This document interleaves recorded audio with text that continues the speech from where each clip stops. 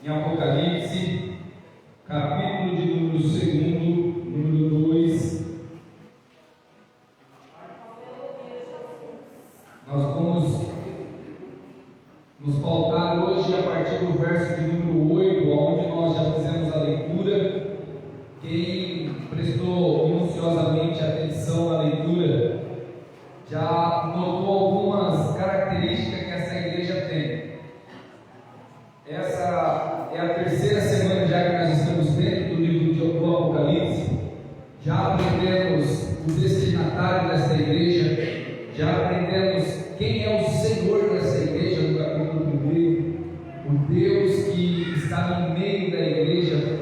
Já hoje, nesse exato momento, ele já não é mais aquele cordeiro emudecido, mas agora o Deus que nós servimos e o Cristo que rege esta igreja é o leão da tribo de Judá, é aquele que tem os seus cabelos brancos como a lã, é aquele que tem as suas vestes com um cinto de ouro no seu peito, é aquele que tem um pé como latão reluzente, mostrando a sua autoridade, e o Deus dessa igreja é aquele que tem a voz como de muitas águas. João apresenta para as igrejas quem é o Senhor dela. João também viu que esse Cristo é aquele que tem na sua destra as 7 estrelas. Mostrou para João que esse Cristo, que é o dono dessa igreja, é aquele que tem total poder sobre os castiçais de ouro. Os castiçais de ouro simbolizam a igreja. E ele deu uma ênfase muito grande, que esse que tem todo o poder, tem autoridade, está no meio dos 7 castiçais e anda no meio dos 7 castiçais, mostrando que o Jesus que João viu é o mesmo Jesus que está no nosso meio nessa noite, e é ele que está andando e contemplando e sondando com intensidade a sinceridade de cada coração. Esse Cristo que nós servimos, nós aprendemos que ele tem um olhar como chama de fogo, que tem um olhar prescrutador, que olha, que vai entre a divisão de medulas e juntas e é apto para discernir a intenção de cada coração. João nos caracteriza quem é esse Deus que servimos. E semana passada nós falamos sobre a igreja de Éfeso. A igreja de Éfeso como uma das principais cidades da Ásia Menor, uma das principais igrejas também naquela contemporaneidade. A igreja de Éfeso era uma igreja fervorosa, uma igreja que trabalhava, uma igreja que não sofria o mal, era uma igreja teologicamente robusta, porque ela colocava à prova os falsos profetas e os falsos apóstolos. Era uma igreja que crescia, era uma igreja que estava em constante trabalho e não se cansava, Jesus disse para ela. Era uma igreja que reprovava as obras dos nicolaítas, a imoralidade. Era uma igreja que aos nossos olhos era uma igreja perfeita, uma igreja modelo. Porém Jesus olhou para ela e falou assim: tenho porém contra ti que esquecestes, que deixastes o seu primeiro amor. Nós entendemos então que não adianta ter todas as características de uma boa igreja, que não adianta fazer tudo aquilo que tem que ser feito se não tiver amor na frente das obras. Jesus deixa muito bem claro para a igreja de Éfeso e para a igreja de Monte Alto: quer não ser reprovado por esse que é o dono da igreja, coloque o amor na frente de todas as coisas. Quando for evangelizar, fale com amor. Quando for exortar, exorte com amor. Quando for fazer qualquer tipo de obra, faça com amor, e um amor não recíproco. Não é aquele amor com base de troca, mas é aquele amor fazer a quem sem olhar a quem. Essa é a ideia que Jesus está falando. Você, igreja, é totalmente diferente do mundo, porque o mundo dá com uma mão esperando com a outra, mas Jesus nos orientou o seguinte: quando a direita fazer, a esquerda não precisa saber. Então Jesus nos dá a característica de uma verdadeira igreja, e aquele que vencer, como vencer na igreja de Éfeso, receberá de Cristo, do próprio Senhor, a vida eterna. Então agora nós chegamos, então, depois dessa síntese, no versículo de número 8. Olha só o que diz: ao anjo da igreja que está em Esmirna, escreve: isso diz o primeiro e o último, que foi morto e reviveu. Esmirna é a única cidade das 7 igrejas, das 7 cidades citadas dentro do Apocalipse, que existe até os dias de hoje, tá? Todas as demais igrejas que já citamos de Éfeso e as outras demais igrejas hoje só tem ruína. A única cidade que continua viva dentre essas daqui é a igreja de Esmirna, e o nome dela hoje é Esmir, tá? É lá na Turquia. Se você tiver curiosidade, pode pesquisar lá, que é lá na Turquia. Essa cidade, desde a sua antiguidade, sempre foi muito conhecida. Por quê? Por causa da mirra. Esmirna significa mirra, tá? O cheiro, sabe aquela poção, aquele perfume de mirra? Vem dali. Ali era uma grande produtora de mirra. E a cidade de Esmirna também, ela era uma cidade que, há uns 600 anos antes de Cristo, um imperador invadiu a cidade e destruiu totalmente a cidade. A cidade, ela estava em ruína, quase morta. Quem olhava para a cidade de Esmirna não tinha solução naquele lugar. Só que no 4º século veio o Império Romano, chegou até a cidade de Esmirna e fortificou, reestruturou, revitalizou a cidade de Esmirna.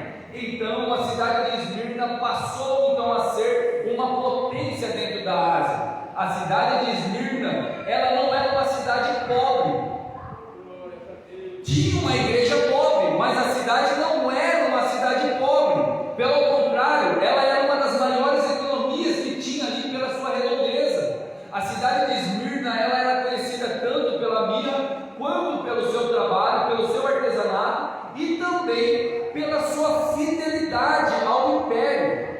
A cidade de Esmirna era a cidade entre todas que era mais fiel ao Império Romano. Até então, a cidade de Esmirna foi a primeira cidade a colocar uma estátua em adoração à deusa Roma. E também tinha dentro daquela cidade uma estátua devotada ao deus Zeus. Vocês conhecem o deus Zeus, que eu acho que ele é mais conhecido. O deus Zeus, ele era do panteão grego, ele era o maioral. Ele era também responsável pela cura, pela autoridade, pelos raios, pela potência que ele tinha. Então nós vemos que a cidade de Esmirna não era qualquer cidade, não era uma cidade pobre, não era uma cidade com deficiências ou até mesmo destruída. Por isso que Jesus fala para essa igreja: eu sou o primeiro e o último, que fui morto e reviveu. Essa linguagem que Jesus usou para a cidade de Esmirna era muito familiar para eles, porque eles conheciam a história da sua cidade. Eles conheciam que Esmirna estava num colapso onde ninguém dava nada, mas veio o império e revitalizou ela. Só que Jesus vem dando uma ênfase muito maior para essa cidade agora. Vem falando para a igreja: ei, eu sou o primeiro e sou o último. Em suma, eu sou a eternidade. Eu não sou aquele que fui criado, eu sou aquele que crio. Eu não sou aquele que fui formado, eu sou aquele que formo. Jesus está falando para aquela igreja: eu sou o início e sou o fim. Eu sou aquele que começo e sou aquele que consumo. Aí ele dá a carteirada. Olha lá o finalzinho lá: fui morto e reviveu, mostrando para a igreja de Esmirna para não se abalarem, para não se afrouxarem, para não desistirem, porque aquele que morreu está vivo para todos os séculos. A cidade de Esmirna poderia até colocar dentro do seu coração: Jesus morreu e nós estamos aqui padecendo, nós estamos morrendo, mas Jesus fala: ei, não temas, eu fui morto e estou vivo para o século do século. Se sustentem na minha verdade, porque eu estou vivo. Verso 9: eu sei as tuas obras, e tribulação, e pobreza, mas tu és rico, e as blasfêmias dos que se dizem judeus e não são, mas são sinagogas de Satanás. Esse que está vivo, esse que é o rei da igreja, esse que ressuscitou, que foi morto, mas ressuscitou, olhou para aquela igreja que estava num ambiente muito rico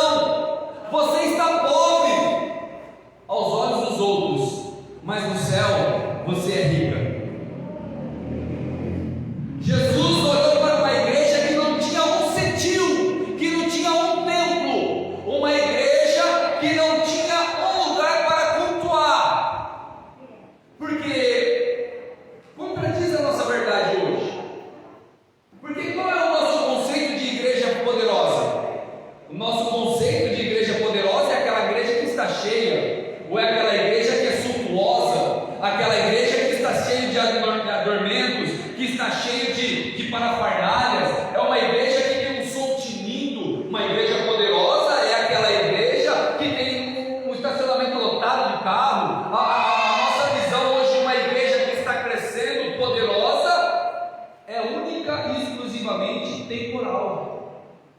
Porque eu e você só enxergamos um palmo na nossa frente. Eu e você só olhamos aquilo que nos convém e nos ludibriando, achando que igreja poderosa é aquela que é grande. Lembra semana passada que eu disse que dentro dos utensílios do tabernáculo, quando Deus falou para Moisés as dimensões de tudo, da pira, da arca, da pira de incenso e tudo demais, da cortina, vocês lembram que todos os artefatos tinham medidas? Todos os artefatos tinham uma medida, porém o castiçal, que é o que fazia iluminar o tabernáculo e nunca se apagava, ela não tinha medida. Era o único utensílio dentro do tabernáculo que não tinha medida. Ela tinha peso. Era tantos ciclos de ouro. Por que aconteceu isso? Hoje nós entendemos que o castiçal, que o candelabro simboliza o quê? Simboliza a igreja. Não é isso que nós lemos aqui no versículo de número 20 do capítulo 1? Que os candelabros, os castiçais simboliza a igreja. Porque nós somos a luz desse mundo. Quem sustenta a luz desse mundo é o Espírito Santo com o azeite divino. Por isso que o mundo olha para nós e nós, como espelho, refletimos a glória do Senhor. Porque a glória que sai de dentro de nós não é nossa, é do Espírito Santo. E o Espírito transcende a nossa carne e todos veem a nossa face, não uma face natural, mas uma face de glória. E de glória em glória o Senhor vem sendo revelado pela igreja. Por isso que Paulo vai falando agora, pela igreja, a multiforme sabedoria de Deus é anunciada a todos os povos. O Evangelho, a glória de Deus, não é anunciada por qualquer povo. Lembra que João, quando ele virou para ver quem falava com ele viu o que primeiro? Os candelabros e Cristo no meio dos castiçais. Lembra que fora da igreja não tem como ver Cristo? Fora da igreja não tem como ver Cristo. Somente a igreja. Vou frisar isso com base dentro das Escrituras, que é a nossa profissão de fé. Fora da igreja não tem como haver salvação, porque Cristo é o que está no meio da igreja e Ele só se revela no meio da igreja. Cristo não se revela individual para certas seitas. Cristo ele só se revela para a igreja porque Ele está no meio. Aí você vai entender que a igreja ela não é medida pelo tamanho dela, mas ela é medida pelo peso da glória de Cristo no meio dela. Não importa se tem 3, não importa se tem 1000, tendo a glória de Deus, aí a festa e a alegria no meio dos crentes. 4 paredes, isso daqui, púlpito, não vale nada se não tiver a glória de Deus no lugar. 4 paredes não vale nada se eu e você não tivermos a glória de Deus na nossa vida. Vamos fazer sacrifício de tolo. Jesus está falando aqui o seguinte: eu revivi, eu conheço a tua tribulação, você está pobre aos olhos de todos, mas no céu e para mim você é muito rica, porque o que está no meio de vós o mundo não pode pagar. Você é rico. E qual era a tribulação que eles estavam passando? Vocês lembram o que significa tribulação? O conceito de tribulação que vem em tribulos, que é uma ferramenta agropecuária que serve para separar a palha do trigo. É para dar pressão, é para fazer chacoalhar o negócio ali. Então nós entendemos que a tribulação para a vida do crente não é para malefícios. Para de achar que a luta que você está passando é coisa do diabo. Não! Se você é crente e está em Cristo, até o diabo trabalha em seu favor. Pastor,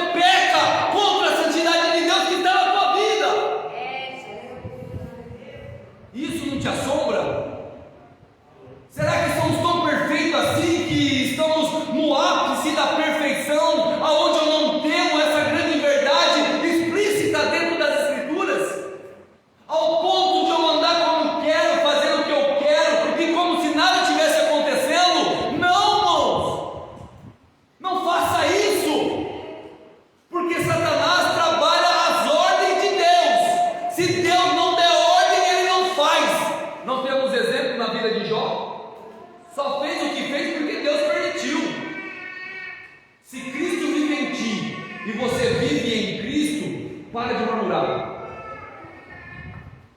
Se você bate no peito e fala eu sou crente, para de reclamar. Comece a adorar mais. Para de idolatrar a dificuldade. A igreja de Esmirna estava pobre, sabe por quê? Porque ela não estava se dobrando às paixões de Esmirna, da cidade. A cidade não era rica? Provavelmente os seus moradores, antes de se tornar igreja, eram ricos também. Eram homens e mulheres afortunados, não tinha dificuldade alguma. Mas quando o evangelho chegou neles, eles entenderam que o evangelho, o reino de Deus, não se prende a esse mundo. Eles começaram a se desvincular daquilo que trazia a abominação à santidade em Cristo. Será que eu e você conseguiríamos fazer isso? Será que você largaria o seu trabalho que blasfema contra Deus para servir a Ele melhor? Irmão, nós não conseguimos nem desvincular do celular, quanto mais da nossa vida secular. Nós não conseguimos nem desvincular do nosso desejo que Deus nos dá força para tirar, quanto mais da tentação de Satanás. A igreja de Esmirna se tornou pobre por ser fiel. Já contrapôs, já combate a nossa ideia, né, de igreja santa ser rica. Nada impede de uma igreja santa ser rica. Nós vamos ver que a igreja de Éfeso era uma igreja que tinha um defeito, mas era uma igreja boa. Nós vamos ver na semana que vem a cidade de Pérgamo, que era a maior cidade, a igreja mais robusta que tinha suas qualidades e seus defeitos. Só que a única que Deus se agradou verdadeiramente por não ter nada foi a igreja de Esmirna.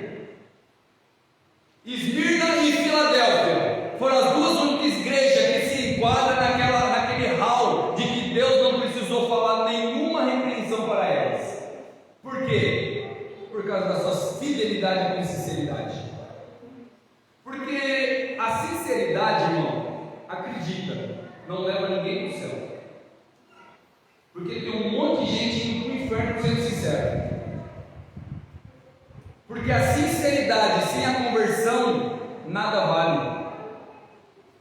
Tem um monte de gente que adora Deus com a sua sinceridade, mas com a mente lá no mundo. Tem um monte de irmão que adora Deus com todo fervor na hora do culto, mas na hora que sai do culto fica blasfemando, fica fofocando, fica falando diz que me diz. Que mente regenerada é essa que nós temos? Que mente saudável é essa que nós temos? Será que nós não estamos precisando aprender aqui com Esmirna? Deixar todas essas imundícies para sermos elogiados pelo nosso Salvador? Será que naquele dia Jesus vai chegar em mim e vai falar assim: como foi a igreja de Canaã? Vai chegar no pastor Sérgio, como foi a igreja de Monte Alto? Vai chegar no pastor Zé Alberto, como foi a igreja no Brasil? Vai chegar nos demais pastores e vai falar assim: como foi a igreja? Será que nós vamos ter argumento para falar aquilo que o pastor de Esmirna falava para a igreja? Sabe que os pastores de Esmirna falavam para as suas igrejas? Persevere.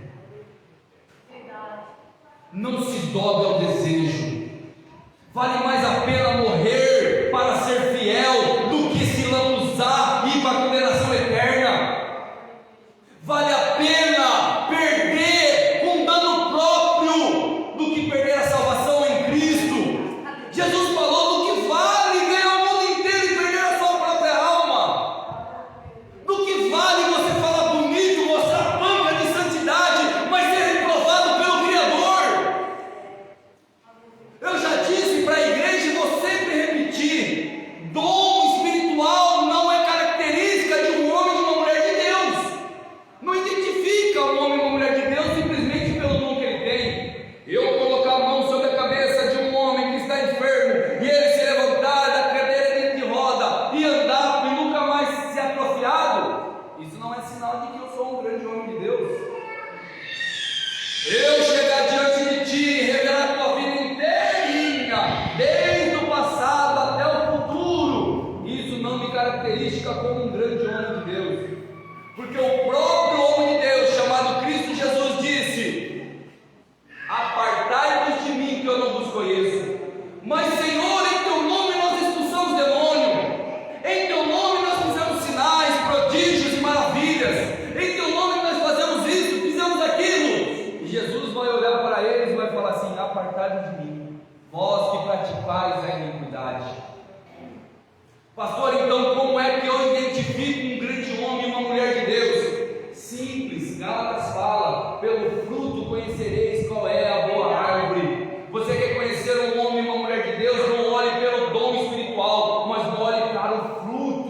aquilo que sai de dentro.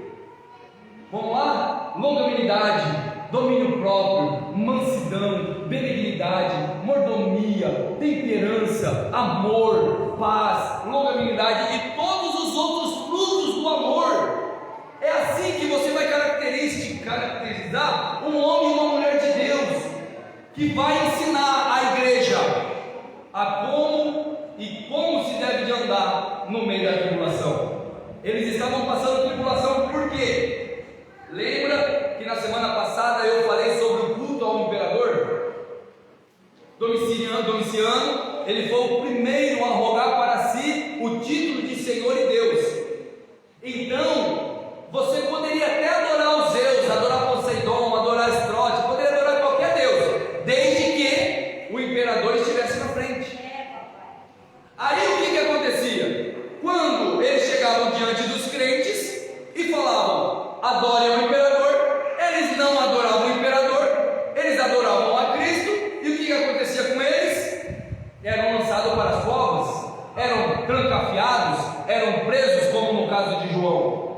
Existia o culto ao imperador, existia também a mentira. Lembra da blasfêmia, da mentira?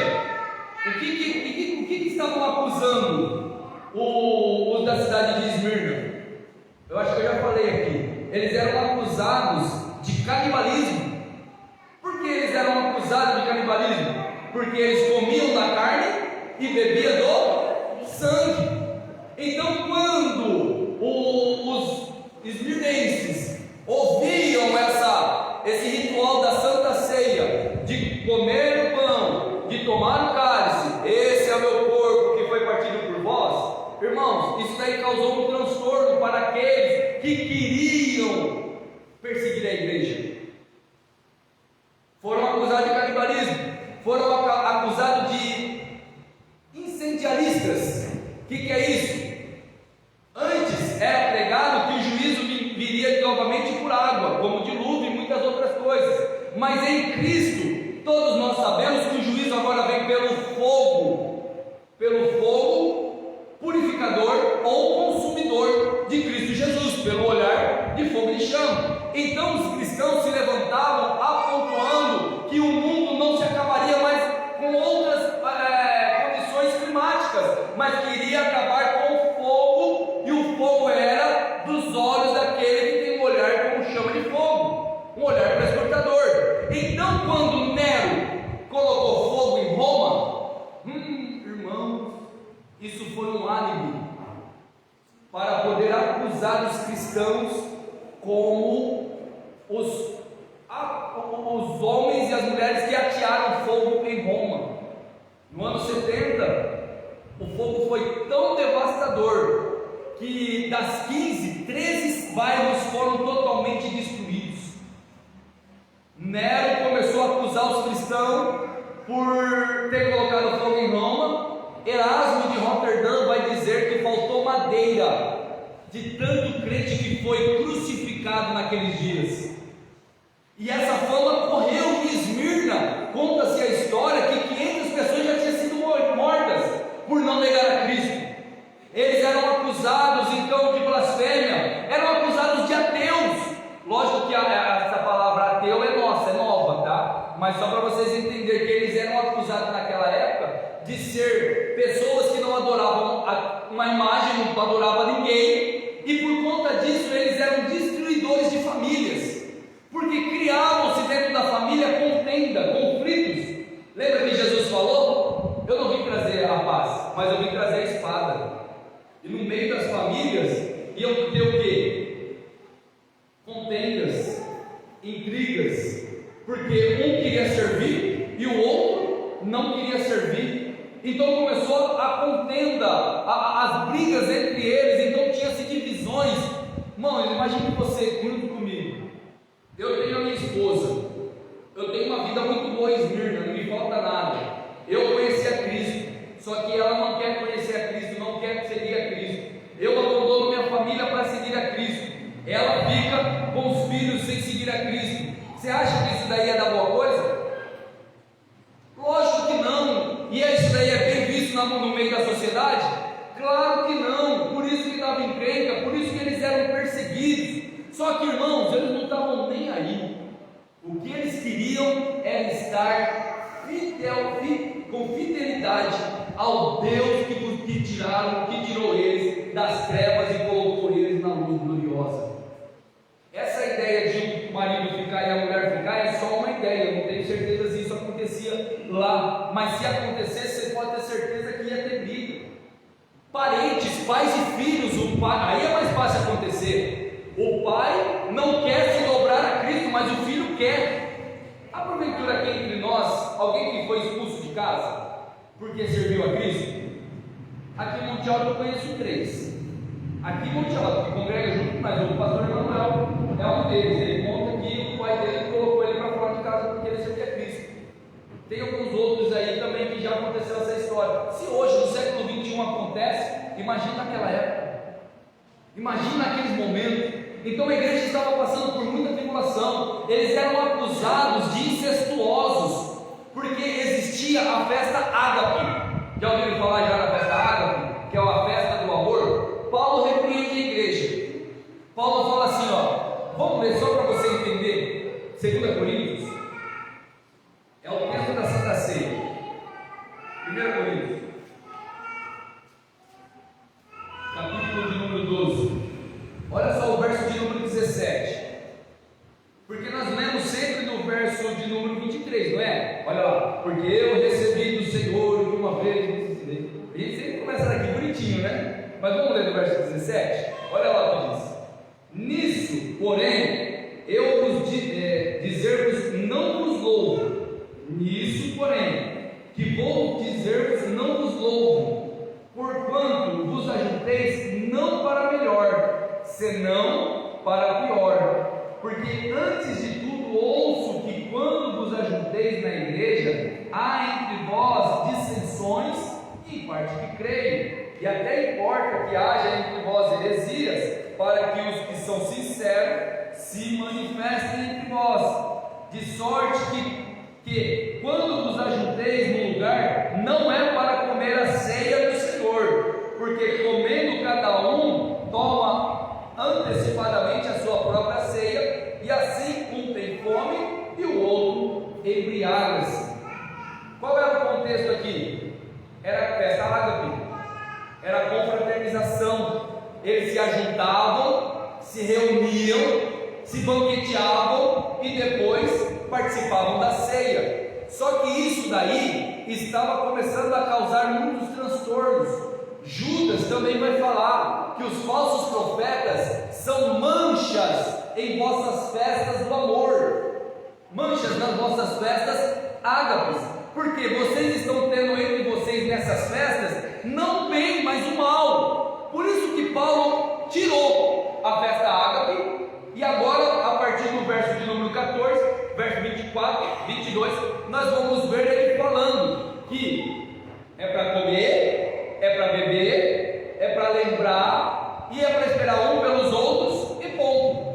Por isso que nós não fazemos mais festas como do primeiro século, porque causa transtorno. E nessas festas que eles se ajuntavam, era normal o irmão abraçar a irmã, o irmão fica junto com a irmã, mas o ficar junto é ficar em coinonia e afetividade familiar. Mas para os blasfemos que queriam causar distinções no meio da igreja, aquilo lá era apontado como obra incestuosa, era irmão, literalmente irmão com irmã, em tanto ato sexual, ato blasfêmico e tudo mais. Então os moradores de Esmirna começaram a perseguir a igreja, e a igreja, para não perder a sua característica, permanecia fiel. Olha só o verso de número 9 ainda. E a blasfêmia dos que se dizem judeu e não são, mas são sinagogas de Satanás. Esses judeus aqui são literalmente os israelitas. Os judeus, eles tinham uma mordomia no meio do Império Romano. Qual era a mordomia que eles tinham no Império Romano? Eles não precisavam prestar culto ao imperador. Eles eram o único povo conquistado por Roma. Notem isso. Eles eram o único povo conquistado por Roma que não precisava prestar culto ao imperador. Por quê? Porque os judeus, eles são um povo que morre, mas não se dobra a outro Deus. Depois do cativeiro babilônico, lá de Ezequiel, que nós já sabemos de toda essa história, depois que eles saem do cativeiro babilônico, eles ganham o título de serem um povo exclusivo ao Deus universal, que é o Deus Yahweh, que é o nosso Deus que conhecemos. Israel matou Jesus por não considerar ele Deus. Os cristãos consideram Jesus como Deus, mas os judeus até hoje não consideram Jesus como Deus, não consideram o Espírito Santo como Deus, porque para eles é um único Deus. Então, esses judeus que são das sinagogas de Satanás, por eles não terem que prestar culto ao imperador, o que eles faziam? Entregavam aqueles que estavam escondidos. Sabe aqueles delatores?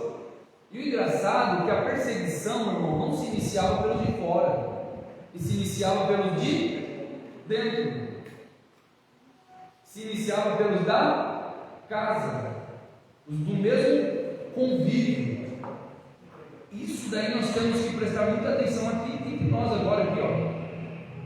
Porque muito entre nós pode se machucar pela palavra de alguém, e por falta do Espírito Santo coloca uma raiz de amargura no outro que não tem nada a ver com a história. Aí cria uma raiz de amargura e vai contaminando a muitos. Aí sabe que o escritor aos Hebreus fala? Que esses serão privados de ver a glória de Deus, porque sem a santificação ninguém verá a Deus. Tenha cuidado para que não entre em vós uma raiz de amargura, e que essa muitos venham se contaminar. Nós, como exemplo de Esmirna, temos que repreender essa sinagoga de Satanás, esse demônio que tenta entre nós criar divisões, dissensões. Se alguém chegar a falar mal de alguém para mim, eu tenho que ser um homem de Deus e falar assim: não, eu não quero escutar, ou no mínimo ser um apaziguador, porque nós, meus irmãos, principalmente nesse século XXI, aqui na cidade de Monte Alto, na Assembleia de Deus, somos peritos em disseminar essas imundícies na orelha dos outros. Nós adoramos, eu falo nós porque somos um corpo. Quando um faz, todos perecem. Quando o dedinho mindinho está inflamado, o corpo inteiro sente. Não adianta colocar a culpa, mas é ele, eu não tenho nada a ver. Não, irmão, ora para Deus ter misericórdia daquele miserável, ou expurgar ele do nosso meio. Porque ou a inflamação sara, ou ela sai do concurso. De duas uma. Irmão, nós estamos brincando de ser igreja. Muitos estão achando que igreja é balela, é brincadeirinha, é ficar passando a mãozinha para que ninguém vá embora. Irmão, se o Espírito Santo não convencer, não sou eu que convenço.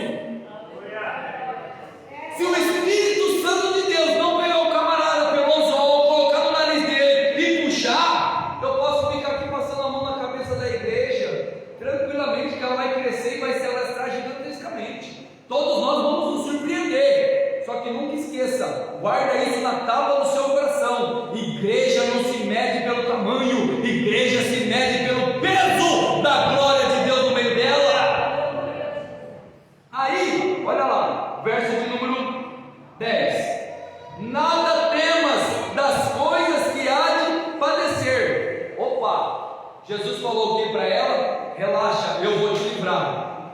Foi isso que Jesus falou? Fica tranquilo, vocês vão voar pelas asas, por cima das nuvens, e eu vos livrarei de todo o mal, de toda a perseguição, ninguém se atentará contra os escolhidos do meu. Foi isso que Jesus falou para ela? Jesus falou o seguinte: não temas, porque você vai passar. Jesus não isentou. Irmão, entenda uma coisa: nenhum de nós temos o dom do martírio. Ninguém aqui quer passar por martírio. Ninguém quer aqui ser morto por defender a fé. Ninguém aqui quer passar por isso. Até então, se não for o Espírito Santo, se um dia nós precisarmos, nós estamos fritos. Porque muitos de nós, cai fora. Se alguém colocar uma faca, é o que eu sempre digo. Vocês viram minha Catarina passando aqui, né? Pequenininha, lindinha, fofinha. se alguém colocasse uma faca no pescoço dela? Se fosse seu filho, será que você teria coragem mesmo? Porque sem estar na situação é uma coisa, mas estando na situação, você tem que ser crente. Você tem que ter o Espírito Santo. Hoje, por às vezes eu não retornar a uma chamada, a pessoa não vem mais na igreja. Por eu não visitar alguém, a pessoa já não vem mais na igreja. Será que ela está apta a padecer por causa de Cristo? O irmão não te cumprimentou, capaz do Senhor, às vezes você faz brinquinho. Não vou me mais na igreja, não ouvi mais no tipo de oração. Mas eu vou lá na saída porque eu não gosto de irmão. Irmão, será que nós estamos aptos a sofrer por causa de Cristo? Ou nós não estamos conseguindo nem sofrer por causa dos nossos ideais, quanto mais das coisas de Cristo? Eu acho que nós estamos precisando, cada dia mais, aprender com a igreja do passado, para que eu e você não venhamos nos esmorecer na hora da dificuldade, porque Jesus disse: no mundo tereis aflição, mas tende bom ânimo, porque eu domino este mundo.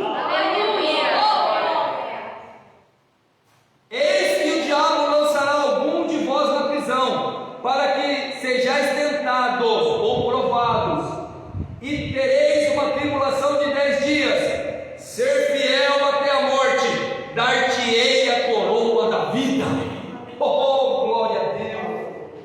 Jesus permite o diabo, que é o nosso adversário, Satanás, que é o nosso acusador, ele permite nos rodear como um leão, bramando a quem possa tragar. Se abrirmos brecha, ele traga, não é isso? Se fecharmos brecha, ele só fica ao redor. É isso que Jesus está falando aqui para a igreja. Não abra brecha. Não abra brecha. Nós temos a enlouquecedora mania de achar que pecado é só aqueles pecadão grande, adultério, fornicação. Nós achamos que o pecado é só aquilo. O pecado da igreja hoje só não é só adultério, só isso aí. Não, irmão. Para mim pode ser. Olha só que interessante.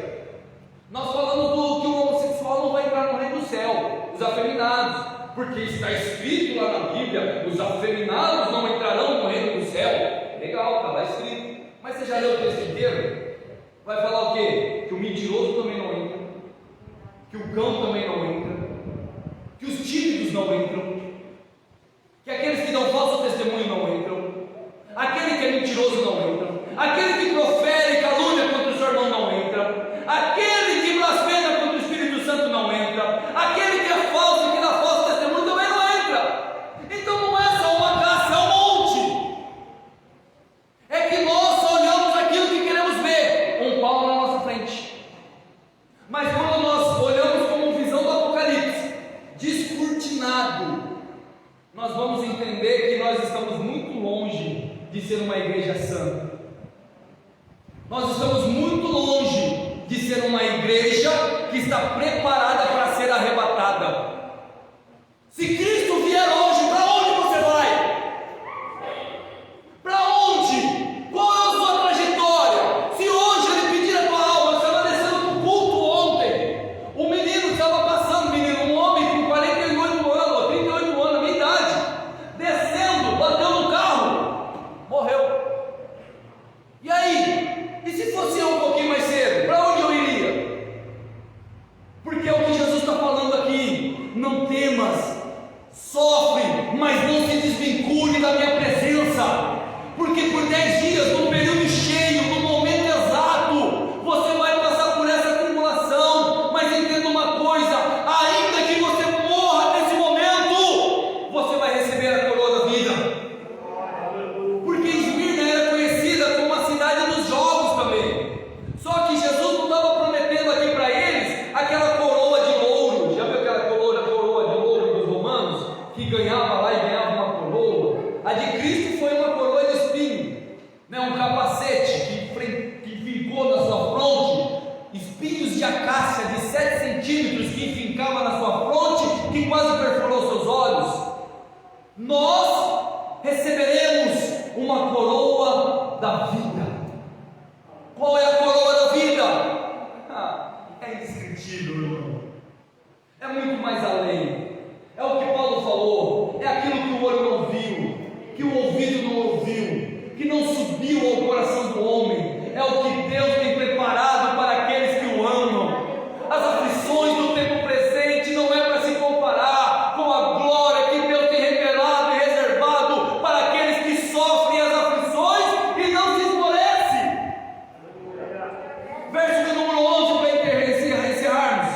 Quem tem ouvidos, ouça o que o Espírito diz às igrejas. O que vencer não receberá o dano da segunda morte. Notem, Jesus não falou que não morreria, porque nós associamos bênção com essa vida terrena. Irmãos, você acha que a bênção está nessa vida terrena?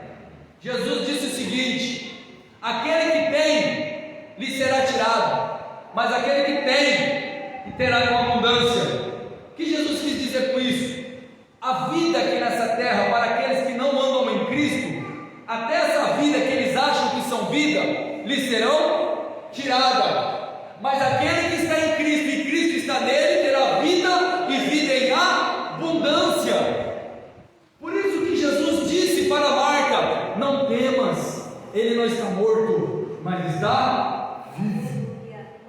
Ainda que esteja morto, viverá, porque a promessa para a igreja não é de triunfo nessa vida, a promessa para a igreja é de vida eterna, é triunfo após essa vida. Olha lá o texto: ao que vencer não receberá o dano da segunda morte. Quer dizer então que eu posso morrer nessa terra, eu posso ser acometido de um câncer e morrer, eu posso estar indo agora lá bater no caminhão e morrer, eu posso estar andando aqui agora mesmo, ter um infarto aqui no miocárdio e morrer, posso, ao dano da primeira morte. Mas aquele que está em Cristo não sofrerá o dano da segunda morte. Você acha que o problema é o inferno? Você não conhece o lago de fogo. Vamos ver lá em Apocalipse, para eu encerrar aqui. Apocalipse 20, 14. Olha só o que diz Apocalipse 20, 14. Nós vamos chegar lá com mais detalhe, mas só para você ter uma noção. Vamos ler a partir do verso 13. E deu o mar os mortos que nele havia, e a morte e o inferno deram os mortos que neles haviam, e foram julgados cada um segundo as suas obras, e a morte e o inferno foram lançados no lago de fogo. Esta é a segunda morte. Tem gente que tem no inferno, mas até o inferno vai para o lago de fogo. Aquele que vencer, sofrer as tribulações aqui nessa terra, não se dobrar ao pecado, não se dobrar ao sistema, porque a gente está achando que o sistema do Satanás, do 666 que nós vamos chegar, já está lá na frente. Não, ele já está funcionando já. E aquele que não estiver atento não vai precisar nem chegar no arrebatamento para ficar no sistema de Satanás, porque homens e mulheres estão buscando a sua própria glória, buscando o seu próprio ventre. Chegará tempo que não haverá mais tempo, porque se estão se amontoando doutores para si mesmo, colocando comichões em seus ouvidos, querendo ouvir aquilo que lhe agrada e deixando de se deleitar, de se apaziguar, de se confortar na verdadeira palavra do Senhor, porque a palavra do Senhor, meu irmão, bate nos nossos rins, ela acerta, chega a doer, você faz assim, ai, aleluia, dói mesmo, mas eu tenho certeza absoluta que ninguém vai sair daqui com dor na alma, porque quem corrige a igreja se chama Cristo Jesus. Jesus ama, e ele fala: só corrijo aquele quem eu amo. Se está sem disciplina, a Bíblia fala que você não é filho, mas é bastardo. Quem é filho aqui, dá uma glória a Deus. Que o Deus do céu possa continuar abençoando a igreja. Obrigado pela paciência de estar ouvindo.